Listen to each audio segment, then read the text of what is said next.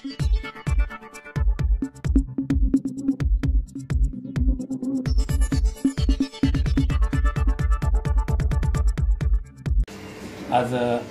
एक अनौपचारिक चर्चा मालवण नगरपालिका निवडणुकीच्या अनुषंगाने त्यांच्याशी चर्चा केली। आज ठरवून केलेला दौरा नव्हता।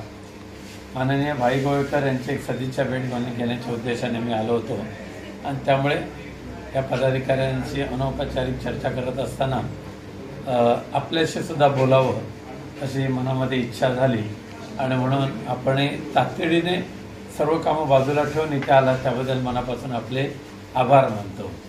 अर्थात स्थानिक स्वराज्य संस्थांच्या निवडणुकीचे दिवस आता सुरू झालेले आहेत। आम्हाला कोणाला आव्हान देण्याची गरज नाही आहे। एक मात्र ठामपणे की आजही ह्या जिल्ह्यामध्ये शिवसेना उद्धव बाळासाहेब ठाकरे, काँग्रेस आणि राष्ट्रवादी काँग्रेस शरद पवार साहेब या तिन्ही पक्षाचे पदाधिकारी एकमेकाच्या विचाराने पुढच्या निवडणुका लढवाव्यात आणि जिंकाव्यात या विचाराचे आहेत। अशा पद्धतीची चर्चा आमदार वैभव नाईक यांच्या माध्यमातून सुरू केलेली आहेत आणि शक्यतो प्रयत्न राहतील की शेवटपर्यंत की आघाडीतूनच ह्या निवडणुका लढू। आता काही जण बोंबलत आहेत की आघाडी शिल्लक ठेवणार नाही। हे शिल्लक ठेवणार नाही असे जे कोकलत आहेत त्यांना आम्ही चष्मा द्यायचं ठरवलेलं आहे की तुमच्या स्वतःच्या डोळ्याने दिसलं नाही तर आम्ही तो देऊ बाजारातून चष्मा। तो लावून बघा की शिवसेना, काँग्रेस, NCP, शरद पवार गट यांची आघाडी किती या जिल्ह्यामध्ये मजबूत आहे आणि एकजुटीने एक विचाराने आम्ही ह्या येणाऱ्या स्थानिक स्वराज्य संस्थांच्या निवडणुकीमध्ये उतरू आणि जिंकू सुद्धा एवढा आत्मविश्वास आमच्या सर्व पदाधिकाऱ्यांच्या मनामध्ये आहे। त्यामुळे आमचं राजकारण किंवा आमचं समाजकारण हे विकासाच्या मुद्द्यावरच आहे। आमचं समाजकारण किंवा आमचे विचार हे ह्या संस्कृतीला धरून आहेत। यांच्यासारखं बाजारू स्वरूप म्हणजे अगदी आमदार निलेश राणे, पालकमंत्री नितेश राणे ह्या दोघांमध्ये जसं कौरव पांडवांचं युद्ध तसं चाललेलं आहे तशा पद्धतीचं स्वार्थी आणि पैशाच्या जोरावर आम्ही आमचं राजकारण करत नाही आहे, तर विचारावर करतो, कर्तव्यावर केलेल्या कार्याच्या अनुषंगाने करतो। आज सुद्धा आम्हाला सांगायला अभिमान वाटतो की त्यावेळेला जे चक्रीवादळ आलं मालवणमध्ये, निसर्ग चक्रीवादळ तोक्ते पहिलं तोक्ते नंतर निसर्ग आलं आणि त्या तोक्ते वादळाच्या वेळेला मालवण चिवला बीचला तत्कालीन मुख्यमंत्री माननीय उद्धवजी ठाकरे साहेब ज्यावेळेला आले आणि सर्वांची एकच तक्रार होती की काही झालं म्हणजे पहिल्या सोसाट्याचा वारा आला, एक झावळ पडलं की आमची लाईट जाते, ती रिपेअर करायला कोण येत नाही। त्यामुळे पूर्ण पावसाळ्यापासून ते गणेश चतुर्थीपर्यंत आम्हाला अनेक वेळेला अंधारात राहावं लागतं आणि त्यावेळेला आम्ही त्यांच्याकडे एकच मागणी केली की काही करा पण भूमिगत विद्युत वाहिन्या टाका। आमच्या जिल्ह्यापुरतीच मागणी होती, म्हणजे खास करून सिंधुदुर्ग रत्नागिरीपर्यंत ती मागणी होती, परंतु माननीय मुख्यमंत्री तत्कालीन मुख्यमंत्री उद्धवजी ठाकरे यांनी मुंबईला गेल्यानंतर मीटिंग घेऊन ठरवलं की वेंगुर्ला ते पालघरचा शेवटचा टोक, सिंधुदुर्गाचा शिरोड्यापासून ते पालघरच्या शेवटच्या टोकापर्यंत जी समुद्र किनारपट्टी आहे त्या सगळ्या गावांमध्ये आणि खाडी किनारपट्टी, नदी किनारपट्टी, खाडी किनारपट्टी आणि समुद्र किनारपट्टी या सगळ्या गावांमध्ये भूमिगत विद्युत वाहिन्या टाकायचा आणि त्यांनी प्रस्ताव तयार केला। आम्ही पाठपुरावा केला आणि जवळजवळ 3760 कोटीचा प्रस्ताव केंद्र सरकारकडे पाठवला। सुदैवाने तिकडे 3500 कोटीचा प्रस्ताव केंद्र सरकारकडे पाठवला। त्यावेळेला मी खासदार होतो। केंद्र सरकारकडून पाठपुरावा करून 1760 कोटी रुपये पहिल्या टप्प्यातले भूमिगत विद्युत वाहिन्यांसाठी मिळवून घेतले आणि आज भूमिगत विद्युत वाहिन्या संपूर्ण किनारपट्टीच्या भागामध्ये टाकल्या जात आहेत। हे केवळ आणि केवळ तत्कालीन मुख्यमंत्री उद्धवजी ठाकरे यांच्या तत्परतेमुळे आणि आत्मीयता आहे कोकणवासियांच्या प्रती म्हणून झालं। केंद्राची सुद्धा मदत मिळाली, पण मिळवून देण्यासाठी जो प्रयत्न करायला पाहिजे त्यासाठी खासदार सुद्धा तेवढा सक्षम पाहिजे, फॉलोअपसाठी आमदार सुद्धा तेवढाच सक्षम पाहिजे, सुदैवाने त्यावेळेला खासदार म्हणून विनायक राऊत, आमदार म्हणून वैभव नाईक यांची चांगल्या पद्धतीने फॉलोअप केलं, पण कोकणवासियांना एक चांगला कायमस्वरूपी उपाययोजना ह्या भूमिगत विद्युत वाहिन्यामुळे येत्या काही वर्षामध्ये पूर्ण मिळेल. त्यामुळे ह्या मालवण नगरपालिका क्षेत्रामध्ये सुद्धा या ठिकाणी केलेल्या बोगस कामांचा पर्दाफाश, म्हणजे इथे भूमिगत सिवरेज लाईन असेल, बरोबर ना, त्यानंतर बुजवलेले खड्डे असतील, त्यामध्ये त्या माध्यमातून उकळलेला जो पैसा आहे त्या विरोधात अनेक वेळेला आमच्या स्थानिक पदाधिकाऱ्यांनी ह्या भ्रष्टाचाराच्या विरोधात आवाज उठवलेला आहे. पण राजकारणाच्या राजकारण विरहित समाजकारण करण्याची जी आवश्यकता आहे, खास करून मालवणसाठी आणि मालवणच्या किनारपट्टीसाठी, ते करण्यासाठी दुर्दैवाने आजचे निवडून आलेले लोकप्रतिनिधी किंवा पालकमंत्री हे एकमेकाच्या उरावर बसायचं काम करतात, परंतु प्रत्यक्षात लोकांसाठी जे हवं आहे ते करण्याचं काम मात्र कोणी करत नाही. आज मच्छीमार उद्ध्वस्त झाला, आज शेतकरी उद्ध्वस्त झाला, मच्छी पूर्णपणे बंद, भात शेती कापून शेतात पडली, त्यामुळे मनाने पिकवणारा भात आता शेर पावशेरने तरी घरात येते का ही शंका निर्माण झालेली आहे.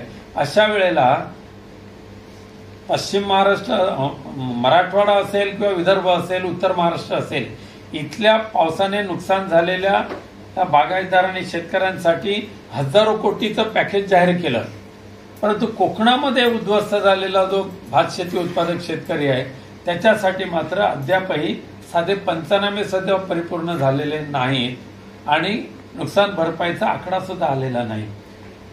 या अवकाळी पावसामुळे बंद पडलेला मच्छी व्यवसाय, त्या मच्छीमारांसाठी आता काय जाहीर केलं, कालच वर्तमानपत्रात वाचलं की मागच्या वादळामध्ये तुटून फुटून गेलेल्या, निकामी झालेल्या मच्छीमारी बोटीला या सरकारच्या माध्यमातून केवढी मोठी मदत जाहीर झाली, तर फक्त 15,000.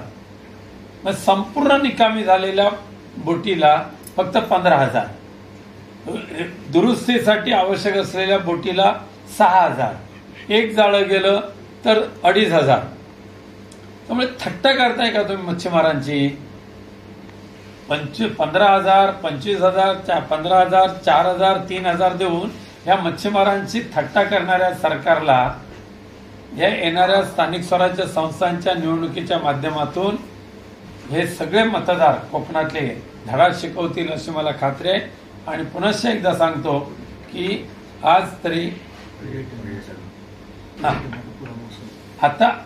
आता सुद्धा मी तारकर्लीपर्यंत मी जाऊन आलो. पूर्वी असं होतं की ह्या सीझनला, म्हणजे दिवाळीचं वेकेशन चालू आहे, रस्त्याने चालायला मुश्किल होतं, बाजारपेठा भरलेल्या असायच्या, रस्ते भरलेले असायचे. पण आता मी संपूर्ण बघितलं तारकर्ली देवबागपर्यंत हार्डली 7-8 मला पर्यटकांच्या गाड्या दिसल्या. त्यामुळे पूर्ण पर्यटन व्यवसाय उद्ध्वस्त झाला. वॉटर स्पोर्ट्ससाठी हा भाग आपला प्रसिद्ध आहे. अख्ख्या देशातून वॉटर स्पोर्ट्ससाठी पर्यटक या ठिकाणी येतात. पहिलाच सीझन असेल यावेळचा. एक 4-5 दिवस सोडले तर बाकीच्या संपूर्ण मागचे 2 महिने हे वॉटर स्पोर्ट्सवाले आपला धंदा बंद करून गप्प बसलेले आहेत. किल्ले वाहतूक 100% बंद. किल्ले वाहतूक बंद, पर्यटन उद्ध्वस्त, शेतकरी उद्ध्वस्त, व्यापारी दुकानामधून काय विकायचं हा त्यांच्या पुढची चिंता, होमस्टे यांना लॉक लावून बसलेले आहेत.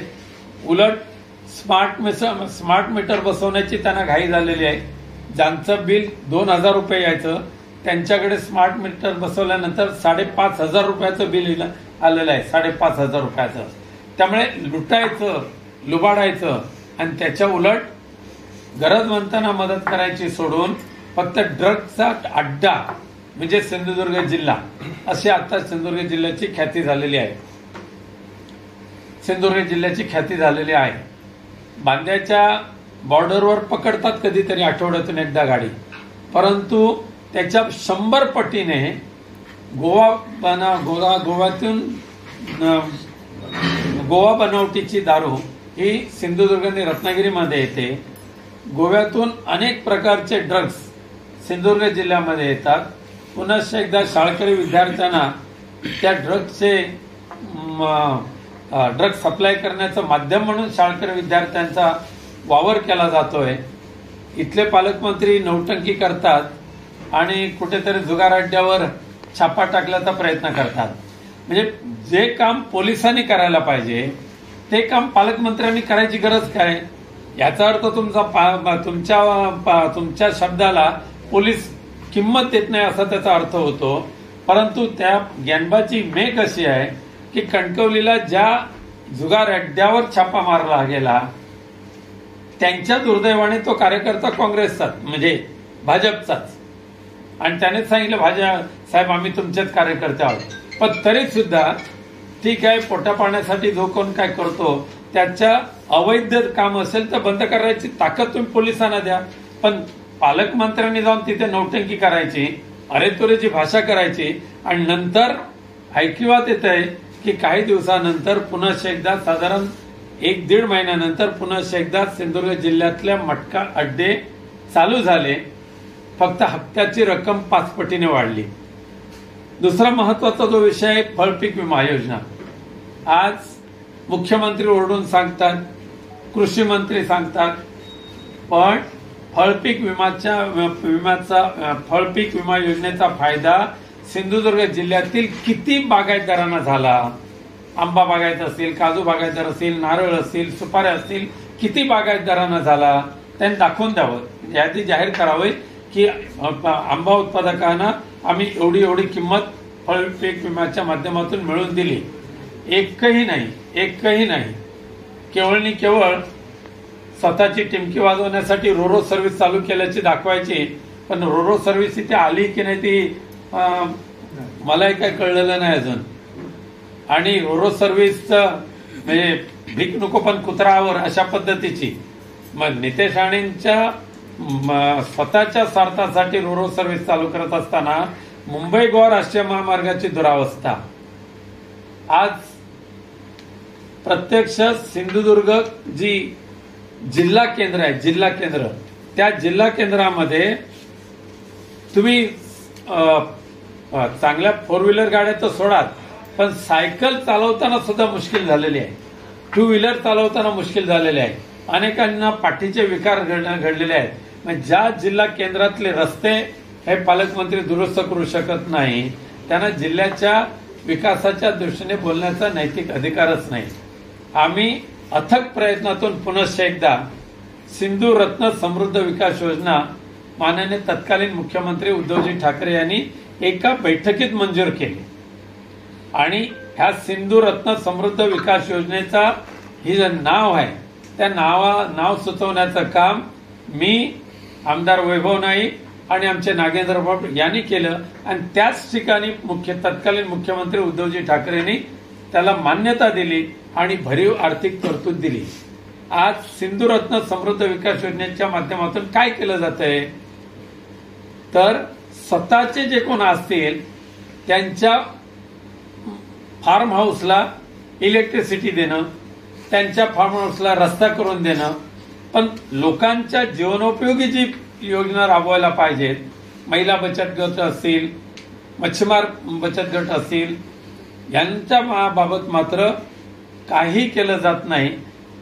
सिंधू रत्न समृद्ध विकास योजनेच्या माध्यमातून किमान 450 कोटी रुपयाचा भ्रष्टाचार ह्या दोन्ही जिल्ह्यांमध्ये झालेला आहे. आणि येत्या काही दिवसामध्ये योजनेच्या केलेल्या कामानिशी त्याचा पर्दाफाश आम्ही करून दाखवू आणि ह्या योजनेचा दुरुपयोग स्वतःच्या फायद्यासाठी कसा केला गेला या सत्ताधाऱ्यांच्या माध्यमातून ते आम्ही दाखवून देऊ. सर्वसामान्य छोट्या मोठ्या जर कुक्कुटपालन असतील, बकरी पालन असतील, मच्छीमारांना जाळी विणण्यासाठी पैसे असतील तर त्याच्यासाठी यांच्याकडे पैसा नाही आहे. आम्ही असं त्यावेळेला सुचवलं होतं की पावसाळ्याच्या पिरियडमध्ये मच्छी विक्रेत्या ज्या भगिनी असतात त्यांना एक अनुदान दिलं जावं, 4 महिन्यासाठी रेशन दिलं जावं. त्यांच्यासाठी पैसा नाही आहे. पण अवैध म्हणजे बेकायदेशीरपणे उभी केलेल्या अनेक फार्म हाऊसला वेगवेगळ्या सामाजिक सुविधा उपलब्ध करून देण्यासाठी सिंधुरत्न समृद्ध विकास योजनेचा उपयोग केला गेला। त्यांच्या दुर्दैवाने आणि ग्रामस्थांच्या सुदैवाने जे चौकुळे या ठिकाणी संपूर्ण एक नगरी उभी करायची ठरली होती, दिल्लीवाल्यांच्या आर्थिक प्रयत्नातून ती उद्ध्वस्त केली गेली। अजूनही तशा पद्धतीचे जे खोटे व्यवहार झालेले आहेत त्यांच्या पाठीमागे आम्ही मागे राहिल्याशिवाय राहणार नाही। पुनश्च एकदा मी मालवणवासियांना आणि जिल्हावासियांना शब्द देतो की दुर्दैवाने मागच्या निवडणुकीमध्ये एका भ्रष्टाचारी आणि बदमाश लोकांच्या हातात हा जिल्हा तुम्ही दिला। तीच चूक येणाऱ्या स्थानिक स्वराज्य संस्थांच्या निवडणुकामध्ये करू नका। शिवसेना, उद्धव बाळासाहेब ठाकरे पक्ष आणि महाविकास आघाडीचे सहयोगी मित्र काँग्रेस आणि शरद पवार साहेबांचा राष्ट्रवादी पक्ष आम्ही एकत्रित येऊन तुमच्याकडे सामाजिक कार्याच्या माध्यमातून मतदानाचे आशीर्वाद मागू। आज आमच्याकडे पैशाचा माज आमचा आलेला असे आमचे उमेदवार नाही आहेत, पण सामाजिक कार्याचा जबरदस्त ताकद असलेली किंवा शिदोरी त्यांच्याकडे असलेले उमेदवार आम्ही देऊ। गरीब असतील त्यांना तुम्ही आशीर्वाद द्या आणि मालवण शहराची आणि सिंधुदुर्ग जिल्ह्याची सेवा करून घ्या हीच एक विनंती करतो।